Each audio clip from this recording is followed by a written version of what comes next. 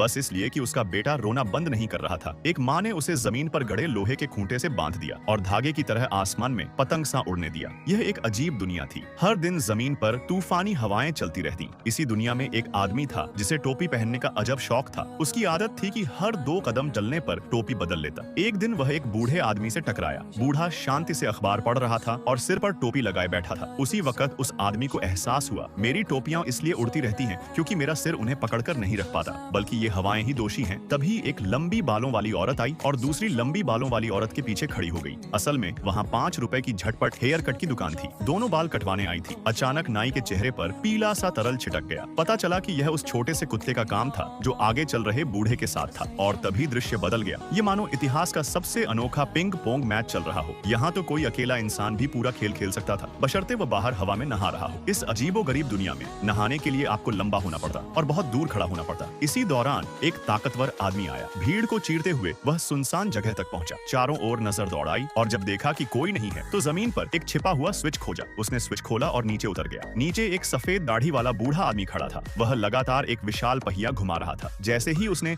उस नौजवान को देखा, उसने पहिया घुमाना रोक दिया और ऊपर बाहर की तेज हवाएं अचानक थम गई। लोग घबरा गए। नहाता हुआ आदमी सोच में पड़ गया, बिना हवा के कैसे नहाऊं? छोटा कुत्ता वहीं जड़ हो गया। अब कैसे चले? नाई हवा की ताकत के बिना गलती से ग्राहक की नाक ही काट बैठा और आसमान में उड़ते बच्चे पतंगों की तरह धड़ाम से नीचे गिर पड़े। तभी बूढ़ा और नौजवान आपस में ड्यूटी बदलते हैं। जैसे ही नया आदमी फिर से पहिया घुमाना शुरू करता है, बाहर हवाएं वापस लौट आती हैं। सब कुछ फिर से सामान्य हो जाता है। लोग अपने अपने पुराने तरीके से जीने लगते हैं, जैसे कुछ हुआ ना हो। वीडियो पसंद आया हो तो सब्सक्राइब करना ना भूले।